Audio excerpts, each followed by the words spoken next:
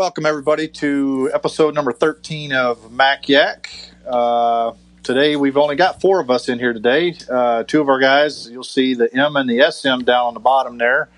Those guys are not going to be with us tonight. So you got just the 4 of us tonight. Yep, which is all we really need. Yeah. That's true. Yeah. Almost didn't have group FaceTime. It gave us a scare tonight. We almost didn't have experience anything wrong with it. Well, you were snoozing. 3 out of the 4 of us were having issues with it up until about 5 minutes to go. So yeah, I created this successful call that went through. I don't know what was going on with it. No, it was basically flashing and then going away, and then it said something about restarting the iPad when I tried to do it on my iPad. So yeah, it was panic for a minute. It's like, I do not want Skype again. No, we did not want to do. You uninstalled it? Oh yeah, Dude, keep that in the background. I still have it. I just don't let it run in the background. I don't know. I say we switch to Discord before we ever touch Skype again. We'll try that. We'll see. Maybe. All right. We're going to start with our first topic tonight. We got a bunch of stuff to go through tonight, so we're going to run through this stuff. But we're going to put Rocky on the spot first here, and we're going to talk about printers. So, Rocky, you're up. Have fun, Rocky. Oh boy! All right. So I get no special intro whatsoever. Well, the thing is, I have an inkjet printer that is costing me a small fortune every year because I don't print enough. So the ink dries out. Cartridges are $30 a pop. You know, it's an expensive hobby. So I asked in one of our offline Mac Yaks, like, what do you guys think about laser? And this guy starts showering me with information. And then Mike and Steve got in on it too. And like, dude, I don't know anything about laser printing. I'm willing to give it a shot. Tell me what I need to know. And thus, this topic was born because we figured there might be another idiot out there like me that doesn't know what the hell he's talking about and needs to know these things. So yeah, I've been using the same HP 1102 PW, I think, LaserJet since 2011, I want to say, late 2011. It's hooked up to my Mac Pro. Anytime I need to print anything off, it works. And I've only replaced the toner once since I got it in 2011. No problems whatsoever, and it works great with the Mac Pro. You must never print then if you haven't changed the toner since 2011. Well, no, I changed it. I got it for my freshman year of college, and then changed it like one time senior year of college.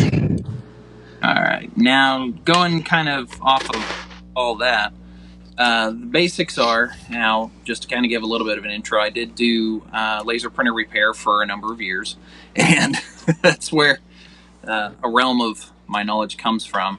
The basic things to kind of go over, and there is, in more detail, there is a document that'll be hosted on the MacYak page. There's probably already a link down to it, or will be down the bottom. Thanks to Jay and his questions. He posed the questions and for laser printers, why and what you need to know. And I basically responded to them. And then there's also some information that'll be expanded on over time, detailing about different brands of printers and what they do, because there's actually, most people don't know this, but there's more than just your LaserJet and Inkjet, which those 2 types of printers are your most prolific right now. And then you also have the old school dot matrix, which actually still does exist for particular carbon copy printing. But there's currently, and has been for a number of years, the solid ink printers. And those type of printers they look like big Crayola blocks. And those printers have been used for everything from printing on, those special, you get birthday cards, you get those little wedding invites, things like that. They have very interesting textures, or maybe very absorbent papers and different media in types of material and surfaces it has to print to. Well, you can't use an inkjet on it. It'll give you horrendous quality. It won't come out crisp. And you can't use a laser jet because the surfaces will get compressed by the nature of how a laser jet works.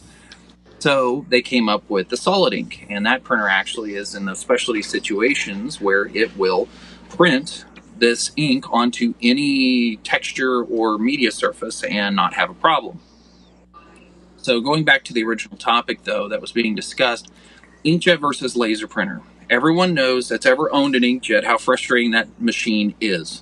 You buy it for, let's say, $100, $300, and while you're in there, you purchase this printer. You might buy a whole other set of ink cartridges because you know there you're going to waste another $100 on ink, so that you don't have to buy them when they dry out, because that always happens. It never fails. You don't use it for a month and it dries out. Now you got to go in and put a whole new ink cartridge in there to replace it.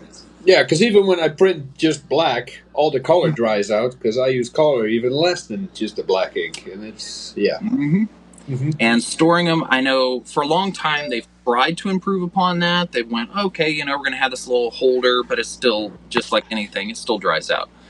And then on top of that, you have to clean it. I mean, how many times we've been printing with a inkjet printer and the head gets clogged up so it prints like shit, or you get those little, colors. And that takes about half a cartridge to clean that up.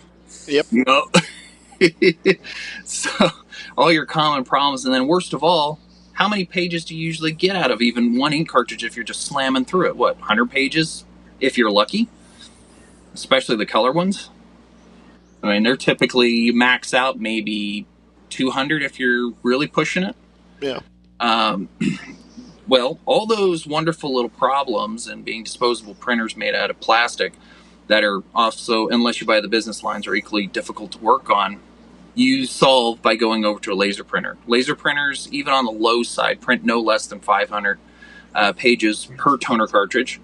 Toner never dries out. It is like, imagine baking flour.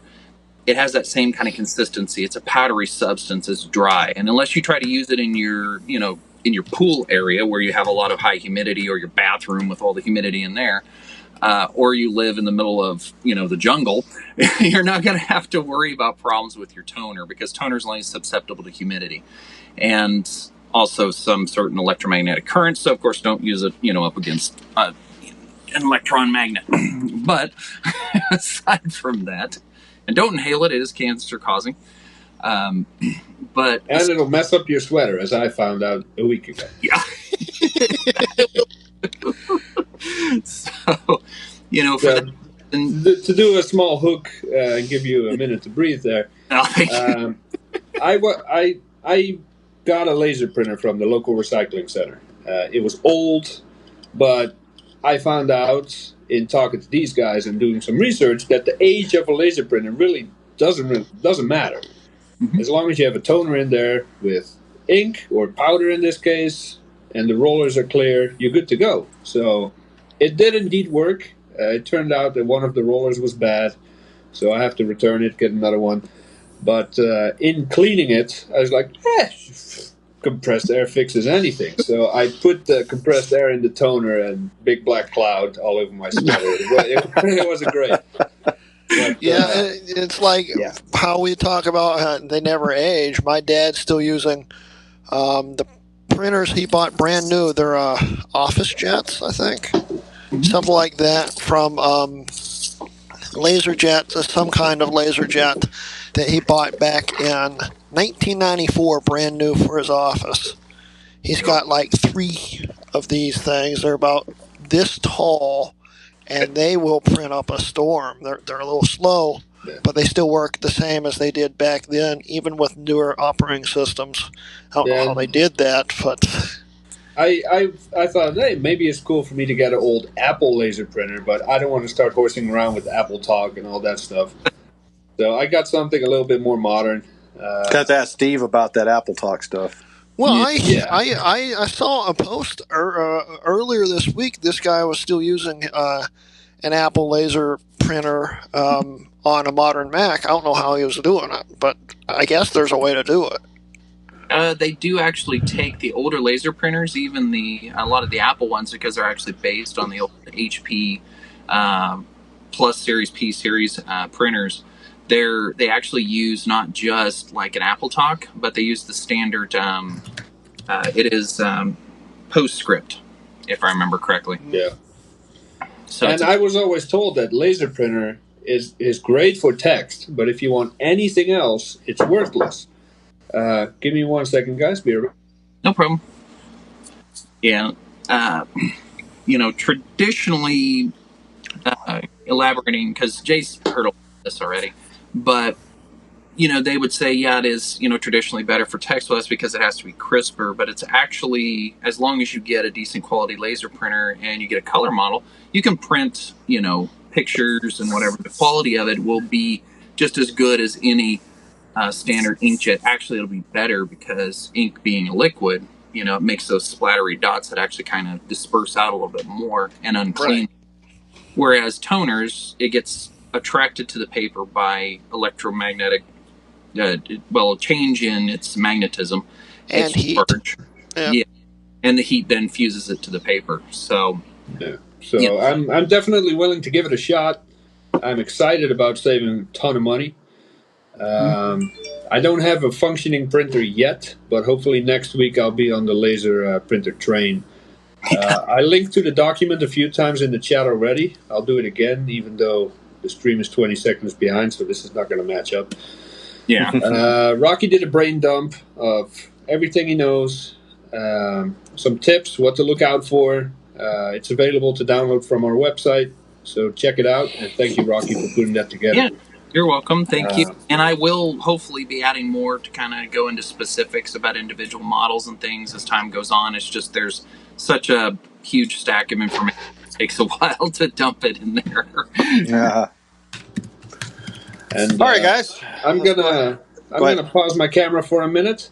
I just got lasagna, so I'll be hearing audio. Okay. All right, so we're going to move on to our next topic here. Basically, the rumors are floating around right now that Apple is changing their architecture from Intel to ARM. Remember when they went from PowerPC to Intel? Now they're talking about going from Intel to ARM. I still have nightmares about the last switch. Yeah. So one of the things we were talking about earlier this week about that, because that article came out, I think it was on one of the Mac groups that we look at, but OS X was designed for Intel from the beginning. Okay, it was originally designed for that. It wasn't really designed for PowerPC at all to begin with. I think that Apple had the intent to switch to Intel before, the G5 even was thought of. Oh, yeah, they were even testing it in classic operating systems long before 10.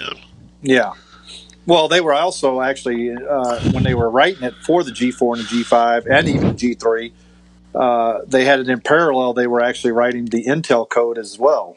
I mean, that was just one of the things that Apple was doing at the time. But the question is, are they doing that now for ARM versus Intel? I think I doubt it. Doing it for ARM, honestly. What's that? I think they've been doing it for ARM because the iPhones all run on ARM, so does the iPads and all the other iDevices. The original iPhone OS was actually based on OS X. It even had the same file structure and everything. It was just for an iPhone. Yeah, so, it was a stripped down OS X, OS X on a mobile device is what it was. Mm-hmm. Yeah. And it's gotten, I think what happened with the iPhone, once the iPhone became more and more popular, that started splitting off like this. You had OS X and then iOS, kind of splitting off, and they're so far apart now. I mean, now they're trying to bring them back together. I think it's trying to go full circle, and they're trying to bring that stuff back together. Because if you ever looked at OS X, I think back when they brought out the Launchpad or the Launchpad tool, if you look at it, it looks like iOS pretty much. When you push that little rocket, it brings up something that looks like an iOS device. You know, You actually use that? That's the first thing I turn off with Onyx. I actually do use it. Believe it or not, I do too. Wow. I actually do You use it. use dashboard as well? No, I don't use dashboard. No, okay. who the heck uses dashboard? I used that for a long time. No one even used dashboard back. I in the never day. even used control, or what is that? Control center or a command center or whatever the hell they call I that. use that 1,000 times a day. The one where you get all your I never desktops. used that and either. I was Yeah. like, that's a worthless. To me, it's just worthless. I never use that. Now, I have a little bit of, you mentioned that they were growing apart. In at least my personal opinion, I don't think they were growing apart as far as it may have appeared. It visually, yes, but at their core, if you think about it, macOS is based on probably one of the most solid and well-designed operating environments ever created. Next step. Yep. BSD. It's based on a BSD. It's a proprietary BSD. I'm going all the way back. I'm not even. Okay, yeah, that's even further back. Yeah, it's going all the way to its core. So it's based on BSD, and it still uses the same build structure as what was based from Unix. The benefit of having that very controlled build structure and very refined and secure operating system is they can actually apply that just like you see Linux applied to so many hardware devices and things, and you can completely radically change the entire upper half of it. I mean, look at what Debian has done to it with what's that called? Ubuntu. Debian. It's a version of Linux. Oh, I heard Debbie's like, who's Debbie? Okay, well, I mean, but okay, talking about the ARM coming to the Mac lineup, okay, one of the things that's going to be very bad for the community is, guess what? No more CPU upgrades, because you know what's going to happen is it's going to be damn near impossible. Because, and here's my theory on this, okay? Remember we talked about this before with the T2 chip. Yeah. I think that's Apple's first step in going to ARM, because they're controlling more of the hardware now that you can actually add. In other words, the T2 chip on the Mac Mini right now, you can't access the hard drive unless you're using Mac OS X, okay, or OS 10, or Boot Camp. That's it. You can't access that hard. If you try to boot Linux, even off of an external drive, you cannot access that internal SSD. So the ARM chip is going to make that even more difficult, because guess what? No more Boot Camp, because what Windows runs on ARM? Since 8.0, I think, has run on ARM. Yep, you're right. Because of the RT version, with the Mac. Yeah, but it is stripped down, but it's getting more and more x86 like as it gets developed. So now, I'm not super it still up to might speed about CPU stuff in general. Like, I watch Linus Tech Tips once a year, and that's because I accidentally click on it. But as far as I know, I mean, ARM or ARM, I still don't know the proper way to say it. ARM. They have impressive specs on a cell phone. Yeah, on a cell phone. On a desktop, if I want to crunch some serious data and run my VMs and do everything I do, I would be a lot more comfortable with a set of Threadrippers in there than I would an ARM chip. Exactly, and I agree with you. I see what you're saying there, but the ARM chip, and I'm sorry to kind of no, go for it. No. But the ARM chip is based on a completely different set of what's it called? Instructions. Yeah, instructions. And it's actually a much more efficient and straight through kind of command set. It's the RISC, and it actually is more potent and more powerful per watt, because that's their focus. They're trying to make it more, capable per CPU cycle than what x86. I run Plex on an Xserve. Who cares about power usage? Think of it this way, Jay. All our Intel chips right now are based off an architecture that was created in the late 70s on the 8088 or whatever it was called. Yeah. Okay. Sure, they also included AMD 64 for 64-bit, but the underlying pinnings of it are from the late 70s. Right. So it's just not as efficient just because how old it is. And, you can do the argument that, they've refined it and made it better through the years, but you still got to remember, it's still based on all that old technology. Right. Yeah. Now, my concern is with OS 10, or maybe they'll finally go to OS 11. Who knows?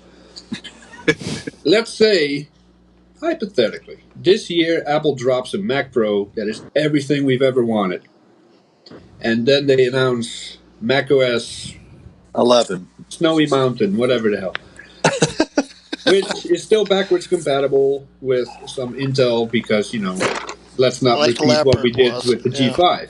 Yeah.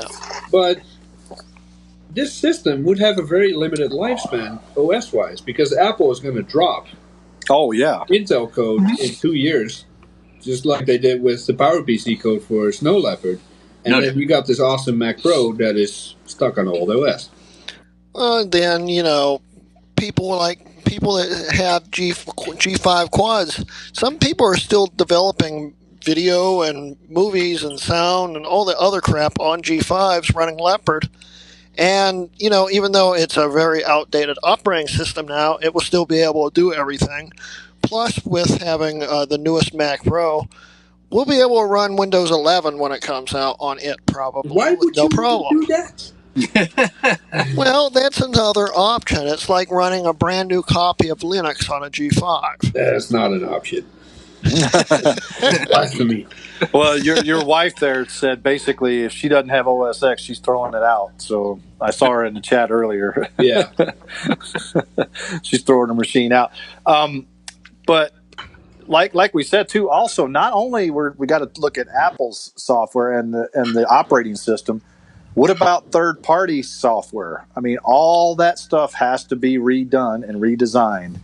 Not as much as you would think.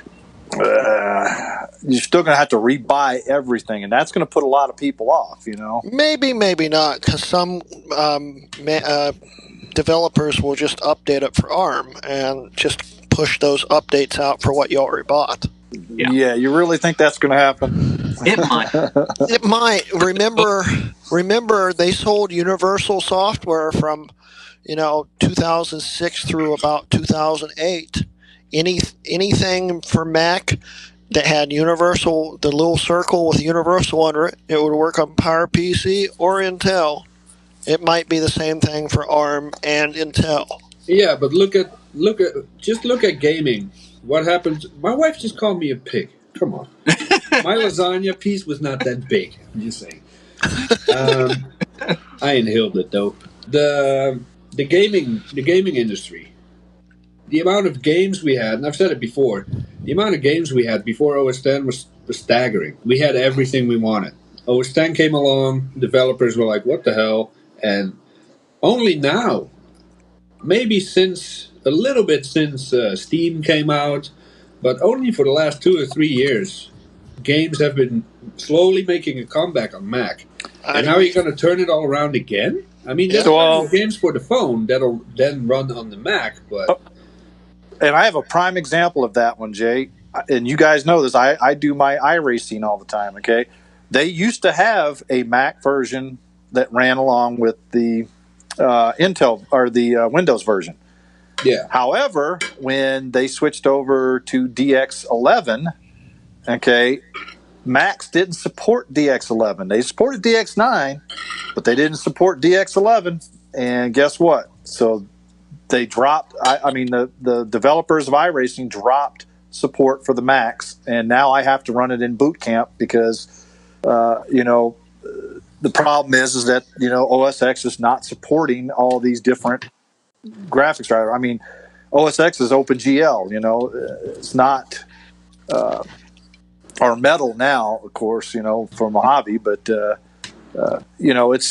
it's getting to the point where developers are going to be like, look, you guys keep changing stuff. At least, I hate to say it, but Windows has kept up with their DirectX pretty much steady the whole time. Apple has kind of jumped all over the place on their graphics. It's like stick with a standard.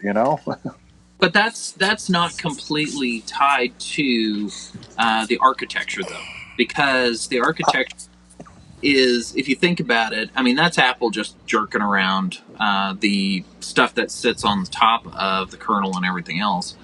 And the big thing that you have to think about when they're switching to ARM is, I mean, with it being a BSD, all they have to do is recompile. With it being Windows, you got to rewrite the whole thing from the ground up because Microsoft never does anything efficiently. No. Yeah. But also, what about the unknown? I mean, we know it runs great on an iPhone, and pretty graph with an upward line in graphic performance during the keyboard. And it runs good on an iPad. But here's the question, like where Jay said, how is the performance going to be on a real computer? Because that's what we're buying Macs for. We're not buying Macs to run, apps. We're buying Macs to do real work on, They are ARM servers and ARM computers that actually do. If the software is written for it, it blows away x86. Now, the thing is, if the software is still x86 and they have to add that compatibility layer, just like we had, let's say, a perfect example was going from PowerPC to Intel, and that Rosetta, I mean, as efficient as it was not as efficient as running it straight on that PowerPC hardware. Plus, it was only emulating G4, even though the Intels could have definitely emulated G5 processes. So you couldn't even run G5 based software on Rosetta. Yeah. So you're going to see that same kind of with their, because that's going to have to be an emulator. The x86 architecture is going to have to be emulated or spoofed in the same way to support x86 software, and it has been proven that does not run as efficiently. It is less potent or powerful, so to speak. But if it runs natively on ARM, it will blow the doors off it in performance and throughput. Oh yeah. Well, a blind PC guy says the way he thinks it's going to first ARM be for the MacBooks and MacBook Airs, and they'll leave the MacBook Pros and desktops x86. I don't see that happening. For the simple fact is that Apple either goes all in or they don't. Well, yeah, but it's going to be a slow transition. Huh? Yeah, it's going to be a slow transition. I don't think this time it's going to be, though. I think it's going to be, okay, well, here's the Mac Pro. I mean, to be honest with you, they might do that with the Mac Pro right off the bat. Oh, my God, I hope not. I hope not. Yeah. I mean, that's a possibility. Maybe that's the reason why we haven't seen anything or heard anything on a Mac Pro. I mean, I know it sounds stupid, but if the new Mac Pro is everything we want it to be, I want to plug it in, hear the click, see the lights dim, and when I fire it up, I want to walk outside and see my energy meter go like ding, ding, ding, ding. I want to know it can handle anything. I don't think your wife wants to see that little energy meter doing that.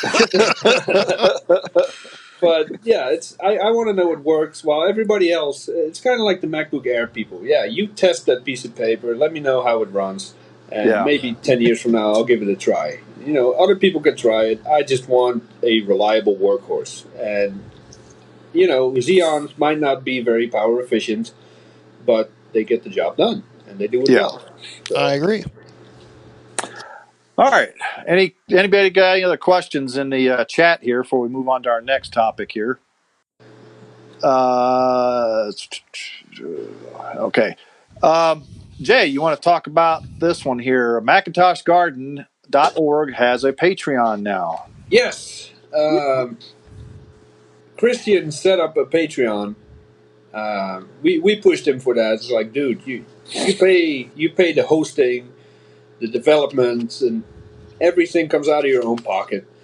I know what that's like. Set up a Patreon. If people want to support you, they'll support you. So he was slacking off, and he finally got it done. But then he didn't know Patreon holds it for moderation. They have to check out your page first and approve you. So the second we ended the stream last week, he messages us and is like, "Oh, my Patreon just got approved."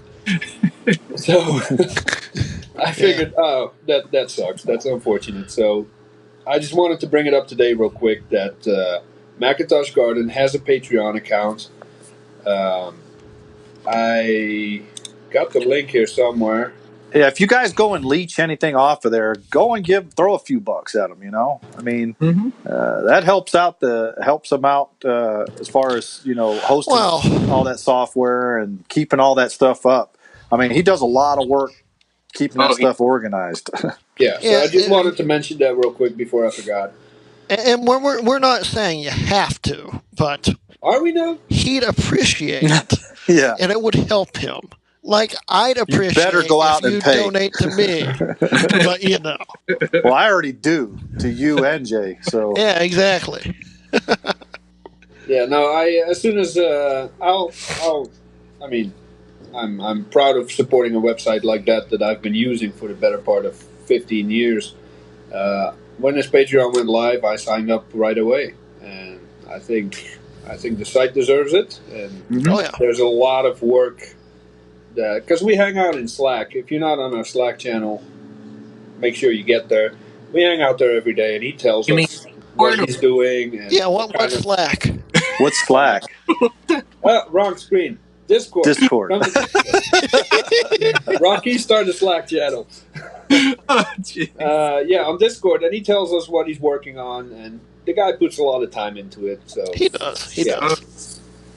And it brings so much value to the community too. I mean, it's a massive value. Where else are you going to find such quality content? Now, granted, there are a couple other sources, but there's at least one of them based around his content. So, he's the original. He started it. No, he did not just have 3 to 5 terabytes. That's what he said. It was more than 10. He said 3 to 5 in the stream last week. You want to put some money on that? Go back and watch it. I don't remember where it is. We'll settle this on Discord after the stream. Okay. Lando says he'll donate to Jay or Greg, whoever wins a fight to the death. So you two got to fight now. Thanks, Dana. Thank you, Dana. You're screwed, dude. Oh, I'm definitely going to win this one. I don't think so. I think I'd put my money on Jay. I think we know who's got that one. All right, guys, let's go ahead. Since that was a pretty quick topic, we'll go ahead and move on to our next one. Apple magazines. Does anyone still read them? What is your favorite? I'll start off first. I do still read them. I actually have 3 subscriptions on my iPad. I read them all electronically now. I don't do any paper magazines anymore, but all my magazines are electronic. I do Mac Life, Mac World, and iPhone Life. That's the 3 I actually read. But they're all electronic, and the iPhone Life is actually once every 3 months. They put out a new one, but the other 2 is once a month. So I see a new magazine once a month. And the cool thing about reading them on your iPad is that there's a lot of interactive content also that you can actually go to, like a website that they reference in there. You can actually go right to it. You can click on it instead of trying to, with a magazine, typing it in and stuff, So that's pretty cool. Yeah. Yeah. Well, I'm going to be honest with you. Until Steve started sharing stuff, or GT, someone was sharing them, I didn't even know they still existed. So no, I don't read them. Millennials. Well, I would have back in the day, but I barely read anything now, so I definitely don't read them now. If it's not on a computer screen, Greg won't read it, right? Well, it's not even a computer screen. If it's not on his iPhone. Back in the day, I used to read PC Magazine. I don't think PC Magazine is still around. It is. Yeah, it is. Is it? Yes. You go to any newsstand, you still see it sitting on the newsstand. You sure? Yes. That's at least. Okay, I'm just a lazy millennial then. Yeah. He admits it. I'd flip you off right now, but we're on NACYAC, so I'm not going to. It's going to be a fun conversation later. What about you, Rocky? What do you read? I read them off and on. They're not my primary source anymore. They don't. For me, I remember back in the early 2000s buying them, that there was a lot of fun new content. They used to come with CDs loaded with shareware and stuff, and it was a lot of fun. I wanted to buy them. Now they're just kind of full of articles I don't care about for the most part, and articles that I already knew about because of the other news media that I consume on a daily basis. So they just don't do it for me anymore. Hey, Jay, Londo said something about Mac Addict. He used to read that. Just say Didn't Dana. Didn't they switch to Mac? Mac World? Addict became Mac Life in 2007. Mac Life. Okay, yeah. Yep. I didn't even know that. I used to have one subscription. Well, my dad did because I didn't have money. It was called. Wow, I forgot. I see all those other names on the screen right now, and I forgot.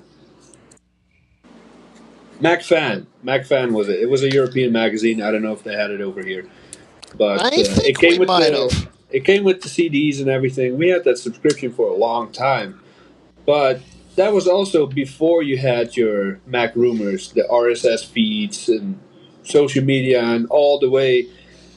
There's nothing a magazine today can tell me that I don't already know from any of a million other sources. But I do have about 175 gigabytes of archives with all the PDFs and the disk images because I love reading it as reference material. Like the pictures that you saw last week or the week before that in Mike's Classic Corner, I got them from those magazine archives. Because as great as Google search engine may be, there's a lot you cannot find anymore online. Oh, yeah. Do any search for macOS 9 related stuff, you're barely going to find anything. So if I want to know about a machine or a product, I look up in which edition of Macworld or Mac Addict or something it was, and I read the magazine then. So it's great reference material, but I'm not subscribed to anything current. So, and yeah, I like Macworld too because I was Dana said if Jay was a millennial, he would have put a picture of his lasagna on the stream and social media before he ate it. The lighting isn't good enough. I thought about it though. See, I told you, you're Dana. close to being a millennial. Yeah. I mean, yeah, and Todd goes, he used to read Computer Shopper. I actually used to read that too a lot back in the day. Yeah. That back when it was about like that thick. And all it was ads and ads and ads of. You know what? I might still have one actually. It's probably like a big phone book, huh? I got Apple Magazine, Bytes Magazine, iCreate, Mac Addict, Mac Format, Mac Life, Mac User, Macworld UK and USA, Soft Talk, and then a whole bunch of random stuff because it's great reference material. Bite. Wendy asked, didn't Macworld quote you, Jay? Yeah, I had a few pages in Macworld a couple of years ago doing some security-related stuff on my website back then. Let me know which one it was. I'll go back and see if I can find it. Yeah. Do that on next week's channel. Gee. Oh, yeah, I'll have to show that up on a picture there. Yeah. You should definitely do that. Put Jay's real name on there. One nobody can pronounce. Jay, just say your entire name on the stream so people can actually understand the wildness of it. Jeroen Vrijenhoek. See, Okay. What'd he say? It's not that hard. Only millennials have an issue with it. It seriously I'm not a sounded like you millennial were and I have an mumbling. issue with it. Say it one more time. No. Come on, Jay. Hey, can Wendy say it? What? I don't know. Can Wendy? Can Wendy say it? I thought you said Grooty. Yeah, No, she Wendy. can say it. Even Jacob can say it now. Really? Yeah. That's cool. All right. It was about as bad as when Greg attempts it, but he tries. Yeah. I've tried. All right, we're But going to go every to our time you next. tell me, I tend to forget how to say it again. All right, next topic. We had I guess a user question come in. The best value Mac Mini. I'm going to let Jay handle this one. I think you took this I'm one. going to pass that Don't off to Greg because I got to go for a minute. All right. Thanks, Jay. Bang for your buck. Hey there. I have no clue. I do know one of the best bangs for your buck would definitely still to this day be the quad core i7 mid or late 2012 Mac Mini. But other than that, I really stopped following Mac Minis after the crappy 2014s came out, and the most recent ones aren't really a whole lot to talk about, in my opinion, other than unless you're doing eGPU. Then they're pretty powerful. But best bang for your buck on the used market would probably be the 2012 quad core.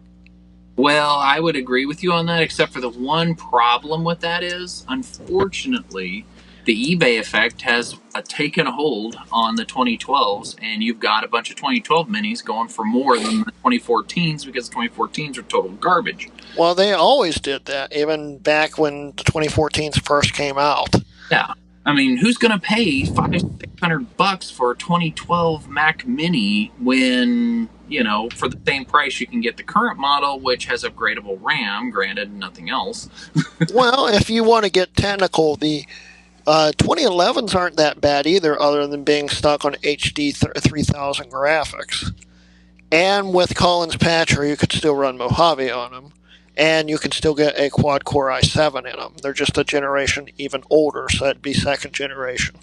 It depends on the usage, really, because I use a lot of Mac Minis, 2011s and 2012s, as servers, because I don't need the graphic horsepower. Yeah. So from that perspective, I would say the 2012, slap a second hard drive in there, max out the RAM. You got a really nice machine. And in that regard, for server usage... Even Michael Nano would agree with that, Jay. Well, he can't make up his mind, so we'll never know. But well, yeah, but he had one. He even did a video on it a few years back. It was the first video I ever watched by him, even before I even realized who I was watching. Yeah, but even the new Mac Mini, the current one, with 10 gigabit Ethernet, even though the graphics are complete, it's no good. But the horsepower and the 10 gigabit Ethernet, it's not a bad deal for specific use cases. Yeah. But it's still not entry level. It's way overpriced, in my opinion. You talking about the newest one? Yeah. Oh, yeah. I mean, you're not getting a keyboard. You're not getting a display. It's almost as powerful as some of the newer iMacs, and at least you're getting a 5K display. For roughly the same price. Yeah. I mean, it's not worth it. By the time you add all the stuff to make it a decent machine, you're way over the price of getting a regular iMac, Yeah, but that's why I said depending on the use case. Because if I can replace 3 Mac Mini servers I currently have running with one of those new ones, so in that regard, it would be an excellent investment. Yeah, and here's another issue too, and I've been having issues with mine. I need to repaste it. Is the cooling on those Mac Minis, since they're so small and compact? How good is the thermals on that thing? I mean, I saw a video where the guy bought one. And he was having horrible thermals on it until he went in and he repasted it, and then boom, it started working great because that goop that Apple puts on there is just is garbage. Dude, my lasagna is better thermal paste than the stuff Apple uses. I agree with that. Yeah. 12 Mac Mini, honestly, you want cooling efficiency. I would say I've had my hands on a 2012 and a 2014. I've referred both of those and a couple of them. They are both extremely good at cooling. They do a better job of keeping themselves cool and continuing to function reliably, not burning up anything, RAM and hard drive included, than the iMacs do. The iMacs will fry themselves to death, and they will fry their power supplies. Those minis, they actually keep themselves running very cool. Yeah. I mean, they run hotter than I'd like, but I would agree that they are better at thermal management than an iMac. Yeah, well, the aluminum ones, probably, I've never, other than in school, I've never really held one or even touched one, okay? Because I can't afford any of the aluminum ones, usually, because they go for so much. But I'd say they're comparable to the first generation Apple TV. They must feel like a hot plate on the top. You could probably fry an egg on the top. No. Really? Nope. Now, that would be the old G4 iMac, or a Mac Mini. The old Mac Mini G4s, yeah, you can fry an egg on that. Oh, they don't get that warm. Yeah, mine do. Once they get repasted, they don't get that warm, although you can see the heat coming out the back of them. Yeah. but the tops don't get hot enough to fry an egg. Yeah.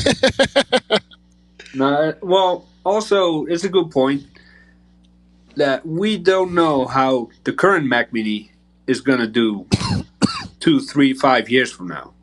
Yeah, because it hasn't been out that long, and So right now, even though I said as a server it would be a solid investment, I take that back because we don't know if it's going to last. Mm-hmm. So I still default back to the 2012 i5 and i7 would be my best bang for the buck machine. But you got to be careful though and avoid the eBay effect that's charging $600 for one of them. Yes. Yeah. Well, the i7s are pretty hard to find. I keep an eye out for them, and all I ever find is i5. But if I see an i7, it definitely has a very high price tag on it. well, yeah, because they're rare. That's why you they're look for actually the- rare versus. Yeah, because everyone bought the i5s not knowing that it's going to be the last quad i7 for years. I mean, they're not only rare, but Steve Jobs, went and touched it himself. Yeah, know, he licked them. Yeah, off the assembly line. exactly. That's what jacks up the price on it. He signed it, and I remember when they announced the 2014 because I really wanted the 2012 even back when I was still a PC guy because I thought I could turn a nice 2012 into one with an optical drive and have all this really neat stuff in it and maybe finally go over to a Mac. But there was this stuff I didn't really like about it at the time. So I thought, well, the 2014 is going to be even cooler. Maybe I'll get one of those one day. I remember being so excited for the 2014 to come out. And when the 2014 came out, oh, it just broke my heart. And I almost didn't go to Mac even then. And it took another year before my iMac G4. So, Yeah, I think we can all agree that anything that happened with Apple after 2012 was downhill. Oh, yeah. Oh, it was. well, yeah. When did Steve Jobs die? 2011. Exactly. Yep. I hate to say it, but ever since then, everything's been going downhill. I mean, he didn't really call the shots in the company to begin with, but he was the final quality control. Exactly. If he didn't like it, it didn't go through. And now it's like, oh, hey, mate, how was your weekend, Johnny? Oh, it was good, mate. Look how thin this is. Oh, that's perfect. Let's sell it. And that's it. Well, it's like Steve Jobs almost canceled the release of the iMac G3 because it had a tray load, and he specifically said he wanted a slot load. And they finally talked him into releasing it because they already had everything done, and they were about to release it like the next week or something like that. It might have even been that day. I don't really remember when he got revealed it before everyone else. He almost canceled the iMac G3 because it was a tray load, and they promised him that they'd have a slot load by the end of the next year. And that's the reason why they still went through with it. Yep. And that tray was the flimsiest thing I've ever touched. Plus, it was poorly mounted and would end up getting shoved back into the case. Oh, that's lovely. Well, yeah, because the screws weren't tightened down all the way. Well, if Steve was here right now, he could promote his own video on the anniversary of the iMac and the video where he's fixing the tray load on his iMac. It's a great video if you guys haven't seen it. Yeah, I supported the iMacs back in those days, but I was just getting started supporting Mac, so I didn't open them up. It was just software support. And I always thought that the iMac did not have a fan. But it turns out the first generation did. And I learned that from Steve's video. So it's a cool video. If we remember, it's a great video. Put the link in the description. It's pretty cool. Yeah, my iMac G3 doesn't have a fan on it. Unfortunately, it's you could feel the heat rising out of where the handle is. Yeah, the iMac G3s, after they took the fans out of them, a lot of them had the problem of overheating and melting. So, the conspiracy horsemen are on right now. Yeah, I saw that earlier. You just now got the alert? Yeah. What are they doing on a Thursday? Don't know. trying to suck We our. got competition, guys. We kind of. All right, so let's go ahead and move on to our next topic here. I think we beat this one into the ground. The dead horseman out of that one. Yeah, there we go. Dead horseman. All right, Mac Gaming. I know we've talked a little bit about this before. We do, us four, plus Steve and Mike also, we do a lot of Mac Gaming. We do Unreal quick. Tournament. Real quick, I just posted Steve's link into the chat. Okay. But we do a lot of gaming on Power PCs and Intel Macs and stuff like that.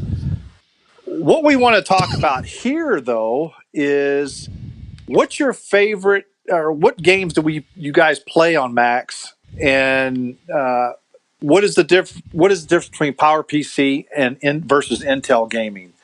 I know that during this transition time, I guess, between Power PC and Intel, both of them, I mean, you could run it on both. Like Unreal Tournament, for instance, runs on both the Power PC and Intel. Okay, so the question we got for you guys out there is, what do you think about gaming on a Mac, and what games do you actually play? Well, we got a few guys in the chat right now that join us frequently for Unreal Tournament. Yup. Yeah, that's true. Yep. Shout out to PPC Gaming Lounge people. Woo! Yeah, somebody want to throw the link in there for the Facebook link? By the way, if it appears like I'm not paying attention, I'm setting up my MacBook. So ppcgaminglounge.com. It'll redirect to the Facebook page. Okay. Nice. And there, Wendy finally got UT put on her Mac, so we get to go and kill her now. Yes. yeah, I can't wait for that one. What is her gamer tag on there? Actually, it turns out she's had Unreal on her system before, many migrations ago. Because when I set it up, her gaming tag was still Evil Kitty. So Evil Kitty. So that's who we got to go look for now.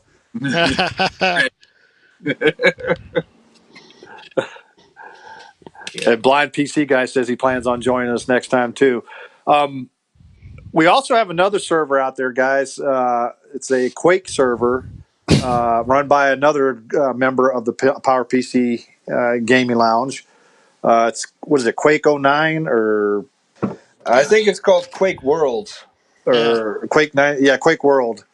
But it's based on, I think, the 1999 Quake that came out. The original Quake. Yeah. Well, not the 90 is based on the 96 Quake. Yeah. I knew it was in the 90s. It wasn't in the 2000s. But we have that. I know that you're working on some stuff, Rocky, trying to get a server going. You want to talk about that? Well, I've talked about it a couple times before on other streams. Still working on getting the finalization for a PowerPC Minecraft server and the possibility of a Halo server. That's getting a little bit more distant. I'm running into the same issues that Jay did. With the key authorization? Key not so much. Running into the problems of being able to control the server and have more than just one freaking map loading every time. Yeah, it's a nightmare. Yeah. So, and don't forget, we also have a Unreal Tournament 99 server run by Blake Haynes. He has a dedicated server up and running 24/7 too. Oh, Blake does? I thought you were running. No, he only does the 04. No, I took over for a little bit while Blake was dealing with some technical issues, but he took 99 back, and I'm hosting 04 now. Okay. Yeah. And we have a good time there. We get on Ventrilo, talk on there, and we've been looking at trying to do Discord, but the problem with that is Power PCs don't do Discord very well. So, well, we have. Well, you can do chat, text chat, but you can't do voice chat on them. Yeah, exactly. Because you use the web-based version, not the. Yeah. What's the fun in that? I can't text and shoot Jay at the same time. Yeah. Man, you can't shoot me, period. That's true. 35-1, just say. No. I still got him that one time. One time. But to answer the question, I mean, Unreal Tournament is, of course, the most played game on my system. But the reason why I'll dive into later, but I got a a few OS9 games that I played just for the sake of nostalgia. They're not great games by any means, but they just bring back that feeling from back in the day. It's some games are more on my system because of the memories I have associated with them, as like they're not actually good games. Well, one of the games I like playing, and it works on OS9 actually. You have to run in classic mode on Tiger. Is Civilization 4. That is one of my favorite games to play. I played that way back in the day, and I still enjoy playing it today, as a matter of fact. And you can get that off of Macintosh Gardens. One of my favorite sets of games I still play, kind of embarrassing, but that I still play because I'm a 90s kid, would be humongous entertainment games like Putt Putt and Freddy Fish. And I thought you were gonna name a game that starts with virtual. Virtual. Oh, it's not really a game. Oh wait, you're talking the other virtual. Yeah. Yeah. All right, I'll just tell what it's about because people are probably confused right now. We were browsing Macintosh Garden. Didn't download it. Yeah, I was tempted to. Yeah. We were browsing Macintosh Garden before we got last week's show ready. Just to look around, see what we could discuss during the stream, and we come across this game called Virtual Valerie. Yeah, Valerie. Yeah. And you can look it up, but it's quite creative. I think it's Valerie. Creative, very nice. Yeah, it's interesting. It's been a running joke since, but yeah, that was one of Greg's favorites growing up. I bet you played Leisure Suit Larry too, didn't you? Oh man, you brought it up. Very nice. I don't know that one. What is that? Huh? Is that you don't know? game? You don't know Leisure Suit Larry? Oh my god! No. What is that? A similar game? Kind of, but it's one of the raunchy. It's one of the first PG-13/R rated games. Yeah. Now, I will have to check that out then. Voice box, or did you forget to turn back on your video? Just asking. No. I'm here. Hold on. It sounds like he's outside smoking. All right. Yeah, I just stepped outside. It's snowing. I want to enjoy that. Oh, okay. But I'm still here. Sure, because you've been a voice box for a while, so. Yeah. The fans love your face, man, and your Maciac hat, which I think you're wearing tonight. So someone actually, Brian said something missed. I've read about Mist, but I never tried it. I've never played it. I drove myself insane figuring those games out. Mist and Riven, awesome. Best games ever. Before I got into Max, some of my favorite games to play were the D&D type games, like Eye of the Beholder and stuff like that. They ran on DOS, of course, but that was just back in the day, way before I got into Max. Mm-hmm. Well, you would think that I'm a very violent person, which I'm not unless you touch my lasagna. But my first or games if you try to kill him on Unreal. My first games were Duke Nukem and Quake and Unreal Tournament, like every Carmageddon, for Christ's sake. I was playing way before I should have been playing that at my age, but those are the games I'm into. I was like 2 or 3 years old when Doom came out. I was playing that when I was that age. I think I've done Doom and Shadow Warrior. It was just all violent stuff, and I loved it, and I still do, apparently. Todd asked, when has anyone in the world last played a text adventure game? The last one I think I ever played was, what was the name of that one? God, I can't remember it, but it was one of those ones that I just played for about 5 minutes. I couldn't get from point A to point B, so I was like, screw it, I ain't doing it. Delete. I haven't played one in literally years. Probably, I honestly can't tell you the last time I played one. I don't think I've ever. I think it was a Pandora or Fantasy Adventure like that. It was a Java-based, text-based role-play game. It was a lot of fun. It was challenging, but I enjoyed it, and that was years ago. No, I did. My parents had a computer. I don't know what it was, but it had a black screen with green text, and it took little tiny cassette tapes. I don't know what it was, but I played a text game on that computer. Oh, it could be a lot of different computers. That could be a Sinclair computer, I think. One of the that would be the most popular, yeah. Back in Europe, Europe was Sinclair. Yeah. Apart from that, Spectrum. Like Oregon Trail. Everybody knows Oregon Trail. I've never seen it.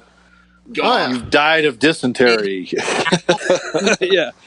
I mean, there's jokes and references that people make, and I'm just staring at them in a blank. Zork, like, that's what are you it. Talking about? Zork, someone.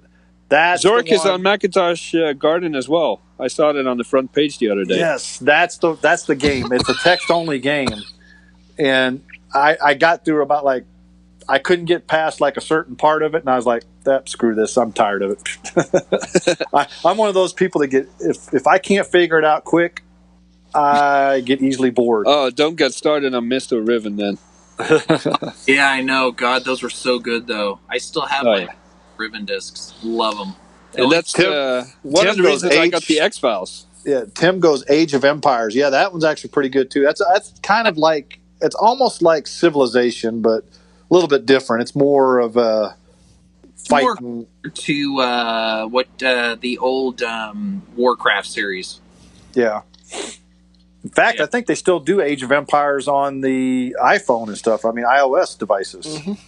Yeah, they do. It's not as fun. No. I still have the gold edition of Age of Empires. What other games do we have going on in the chat? Because I can't see the chat. I'm reading some of them. Doom. All right. That Doom was 2. I remember Doom. Wolfenstein 3D was pretty good. Yes. That was the original. That's the original first-person shooter there. It is. I think I've played that. The granddaddy of them all. I think there was something before it, but it was the one that started making it popular. Then Doom took over and made it. Well, Doom popular. was made by the same company that made Wolfenstein. Yeah. Interesting. Mm-hmm. Huh. I didn't know that. Now, to kind of segue a little bit, let's go into a little bit more modern stuff, and maybe I'm the unfortunate only person who plays modern games on their Mac, which, by the way, Jay, you spoke of Shadow Warrior. I have the modern Shadow Warrior produced by Flying Wild Pigs, if I remember correctly. I think you tried to play that once on a Twitch stream, and we got 2 frames per second. Yeah, it was terrible. I also didn't understand the point in the game. Yeah, but... yeah, and that's a modern one. There's some 4K games, which you would probably like, Greg. Solaris, and you've got Endless Space, Instaroid. But there's a plethora of games that I play on the modern Mac. I mean, I play World of Tanks, which a couple people. I think James is into that, isn't he? Yes, he is. Him and I play. Yeah. There's Dungeons Dragons Online that actually work for Mac. I'm actually looking. How I'm rattling these off. By the way, if anybody's curious, it's not because you're on Steam. Yeah, exactly. Wolfenstein Enemy Territory. We're still trying to get the server up on that. Yeah. Now man, I would love to get a Medal of Honor server going because that game is awesome. The game I play the most on my Mac on Boot Camp is iRacing. Okay, but that's because they have no support for OS 10. Yeah, but technically, since you're running it on a Mac, I guess it could be considered a Mac game. No. Yeah. No. It has a little Apple down here. It's running on a Mac. It's still the logic board says Apple on it. The waters have been muddied. No, that's unacceptable. But I think modern games, my dad plays more modern games than I do at this point. I just play Unreal Tournament, and that's it. Which I'm going to try to get you guys into the latest game, which I might feature next week. By the way, I'm looking at being kind of, not next week, I take that back because I will be busy next week and I will not be able to be on the stream. Week after that. Going to feature possibly... You suck. Well, that reminds me. Chris was talking something about us playing sauerkraut or Saberton or Sabratin or whatever it's called.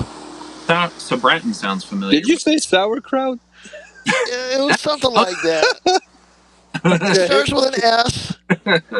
I think it's Sabratin is what you're talking about. Yeah, Let's see. it's a modern day game that's actually still compatible with PowerPC too. I'm got going a to walk couple other inside. new- I don't want to make you guys dizzy, so I'll Yeah, turn a the couple camera other off. games that in the chat here: Labyrinth, Wing Commander, Labyrinth. Diablo 3. Diablo 3 I don't think is compatible with Mac, but I know it. I think it is. It is. Well, Oh, think you know, there's a another Diablo game I used 3, to like is the Star Wars Episode 1, the pod racing game. Oh, That was dude, awesome. I had that on Nintendo 64. That was awesome. yes, it was. Yeah, we need to set up a server for that. I think they still have it online. Yeah, that was. Unfortunately, you need to do some finagling because I tried to set it up on OS 9 and it won't run. I think you need an older version of Carbon Live and all that stuff to make it work. Like an OS 8 version? Maybe. I played it on 8.6, so it's possible that it's not even compatible with 9. That's strange. That is strange. All right, guys. We're going to segue from that into our favorite Mac peripherals. I know we talked a little bit about this last week. About what stuff that we wish Apple would bring back. But now this time... This time we want to talk about what is your favorite Mac peripheral that you cannot go without. And it doesn't have to be an Apple one. It could be it could be anything. Yeah. Anything you use on your Mac. And I'd say leave some in the comments, too. We'd like to know. Like Rocky has right there. Gaming mouse. I have to have the buttons. I have to, too. This is what I use on my Mac because I can't stand the Magic Mouse. Okay, it hurts my hand. I can't stand any Apple mouse peripheral except for the Pro Mouse. Those are pretty cool. Other than that, all gaming mice. These two are Corsair gaming mice. I've got a few EVGA gaming mice that I use. The only other mouse peripheral that I like would be the Magic Trackpad and normal MacBook trackpad. But other than that, that's what I use. Well, here's one of mine, and I use it mainly on boot camp on my Mac, is my racing wheel, pedals, and shifter. Okay, that's one of my I cannot do without. You know, if it breaks, I'm going to be very unhappy. That's it? I'm going to beat a dead horse. Here's a peripheral I can't live without. MagSafe. Oh, God, yes. I wish... Well, that's one of the things we talked about last week about them bringing back. I've got so many of these Pro keyboards. And I've also got the Apple, white Apple keyboard, which is my favorite. But I'll tell you what, the old Pro keyboards are starting to really become my favorite. Because they're more adjustable and stuff. The black and silver ones, the white ones suck because they yellow so badly and get really nasty. But the original black and silver ones, they're incredible. I have one of those black and silver ones. Now wait, none of us can disagree. What is the best audio to get? The what? Best audio device. Videos, what is that? But the audio is the best. From Apple, yes. Yeah. Yeah. The original Apple one. For me, except for the fact that mine kept cutting out the last few live streams I used it on. I still can't figure out how you use that, Jay. What is that? Now, I've never had carpal tunnel or anything, but when I switched to a vertical mouse, it's the best thing I've ever done. It feels awesome. It is so strange. Okay, one of the other peripherals that I actually can't live without now, because I own some of the older Macs, is my what do you call it? The CD drive for my iMac, because it didn't come with one, so I have to the USB super drive that I have for it. I love that thing. That thing is awesome. I've got a FireWire Lasse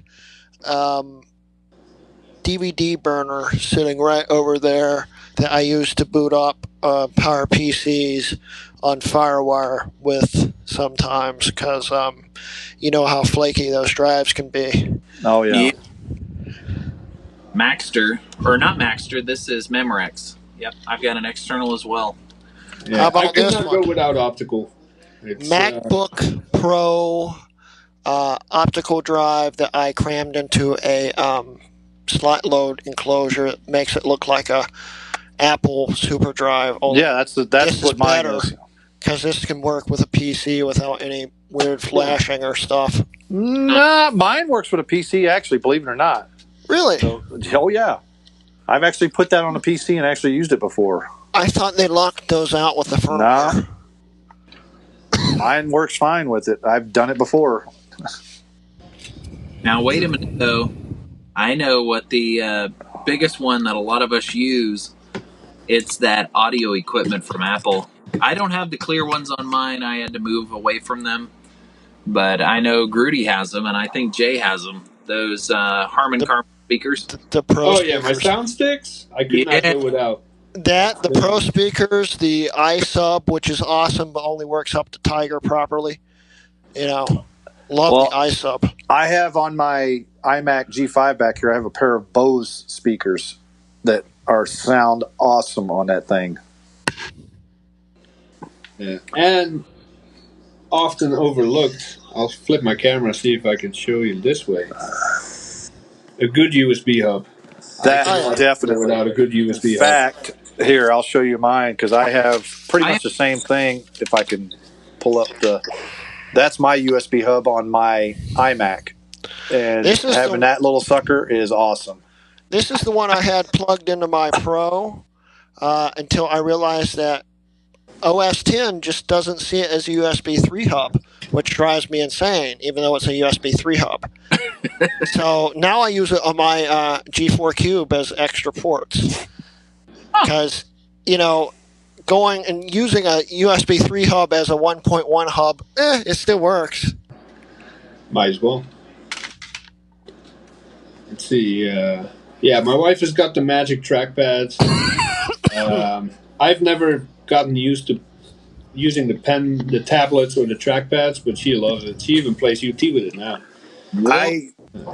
I actually use a mouse with my MacBook Pro because I still rather use a mouse than a trackpad. That's just me. I don't like trackpads. I trackpad on MacBooks. They're really good. The Pros. Because I was a PC for so long. Yeah. I grew up with using trackpads on the laptops I had, and I got really, really great at using a PC trackpad for Photoshop and editing. So when I have the chance to, I usually use a trackpad over a mouse when it comes to editing and stuff. But when it comes to sitting down at a desktop and just doing work, I still prefer a mouse. James made a good point. My game controller, USB. Serious? I need it. A 64 style game controller. I need one like that. Wow. Yeah, dude. I play 007, Mario Kart, Xbox One all the time. 64. But it connects to Bluetooth though, don't it? Nope. Mine is actually, I have the little dongle for it. Okay. Off dongle. I've got 3 controllers. I need to get one. The only thing I have is a joystick for mine. I don't have any of those around here. Getting the Xbox One variant because it's got better response to it or whatever. I also actually have that somewhere around here. I have the special Steam controller, which is really nice if you get used to it. Like I said, you have to use one of these that I use to race with, so... Yeah, that's a pretty big investment at the beginning, but yeah, that's definitely nice. Oh yeah, that's the reason why I own one yet. Yeah, if you do any type of racing game or driving game, don't try to use a controller. Go with a steering wheel. If you race against Grooty, or not Grooty, excuse me, if you race, make sure you use a racing wheel, or he's going to kick your ass. Yes, he is. All right, guys. So, next topic up. That Rutke guy. What is he up to these days? What are you doing on your channel there? Who's that Rutke guy? That'd be the guy with the little minion on his shirt. Oh, you mean this big minion here? Yeah, what's upcoming on the channel? Well, I've got a lot of things upcoming on the channel, in fact. As you guys, if you followed the channel, know, I was setting up this... Oh my god, all these things are heavy. I was setting up this early 2008, well, converted early 2008 MacBook Pro here. And, well, since the last video where I got it up and running nicely, making the cheapest 2.6, yeah, the brand new optical drive I put into it on the first episode for it died. I mean, it died. It won't read discs anymore. So the seller actually refunded me. So I'm going to put a hard drive in it instead because I figured out this thing will boot with an external CD drive. So I can do this with that. So I'm going to be doing that. And then, as I was setting it up for the upcoming video, the hard drive that was in it died. So this went from being the cheapest 15-inch 2008 non-unibody to, well... The most broken? The most frustrating? The most frustrating. We'll go that way. Because even though I got it working, so we can just cut off the cheapest part right there. Now it's going to start getting expensive. Yeah, but hey, what hard drive is it running right now? Nothing. Why? Wait, where's my Q-tip drive? No, that's the next computer we're talking about. Oh, okay. Yeah, currently this is running nothing. This thing's been dead for almost a week now. So, the other things that are coming up, I would go over there and grab them, but I'm not going to right now. I'm going to be converting the 5.2 MacBook I have over there to a black book. I showed you guys that in another video, another MacYac video a few episodes ago. And the big thing, the last video I released was the 17-inch late 2011 MacBook Pro. And, as we can see here, I actually have it running right now, even though the GPU is fried. It is indeed working with the GPU disabled. The thing is, it won't run anything newer than like El Capitan right now, otherwise it re-enables the GPU and crashes. Yeah, but anyway, I'll be probably doing a video before I send this to Colin where I am going to be converting it. Well, not converting it, repairing it. We'll go with repairing. Because I got it in a pretty rough state. I got this really cheap, brand new bottom case. It's like really brand new. Okay? Brand new bottom case. Does it still have the plastic on it? Yeah, it still had the plastic on it. And bottom cover for it. It will make it look nicer. The only thing that won't be replaced is the top LCD cover on it, because I didn't see the point, even though it's a little nicked up and a little dented. It's still going to be cool. And then we got a few other things. I'm going to finally start the PowerPC series back up. Finally. Heard that before. Yeah, we're finally going to get to the G5 quad. That's my next video. In fact, I'm probably going to start filming that the next day or two. And I'm also doing another mid-2011 video, iMac video, showing you how to set it up so it doesn't screw up when you try to set up Mojave with a upgraded GPU. And then there's a few other things in the works. I am working on currently, and future big collabs coming up in the next month or so, I think. He's not really sure when that's happening. I already have that video filmed for him, and I got to film another video for him. And there's a few other things. I got another really neat deal that's not totally finalized, but we've already made the agreement. Saturday, I'm going to pick up a G4 digital audio with a dual Sonnet CPU for $10. And he's also throwing in another G4. He didn't tell me what it was. I don't have any pictures of it or anything like that. I do have the digital audio. But he's throwing in another G4 and an Apple display. I don't know what that is either. But he's throwing those two in for another $10. So for $20, I'm getting all that stuff. And you're getting all that because of my generosity not to pursue it. Really? Yeah.